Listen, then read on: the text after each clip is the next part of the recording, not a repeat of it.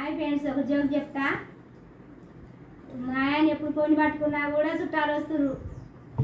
కొన్ని పట్టుకోగానే కాకి అరుతుంది, వదిలిపెడుతుండు. రోజు అట్లా వారం రోజులు కాకి అరుతుందని కొన్ని వదిలిపెడతాను, చుట్టాలు వస్తారని. ఒక రోజు ఇక చీకటి పడదా కాకి అరవలే, చుట్టాలు రాలి. కొన్ని పట్టుకుని కోసిండు, అన్నం కూర వండే వరకే మా అన్నయ్య వచ్చిండు. మా అన్నయ్య రాగానే వాము ఈ కూర దాచి పెట్టా అని నేను పాలకూర గోంగూర తెస్తాడు. అది తెచ్చిండు, వండినాం. ఆ వండిందంటే ఇక్కడ పెడితే ఏంటంటే వద్దు వద్దు వద్దు అని అంటుండు. సరే నీ పని తిందా అనుకుని నేను కూడా ఏం మాట్లాడాలి. ఆ వండినా ముగ్గురు మూడింతలు పెట్టినా తిన్నాం. అయిపోయినాక మరి కూర ఏందయ్యా అంటే ఆ కాలు దారం కట్టుకుంటా కానీ నేను మెన నేరబాగానే మన ఇద్దరం తిందాని అంటుండు. సరేలే అనుకున్నా. ఈ మాట మా అన్న చెవులో కూడా వేసిన.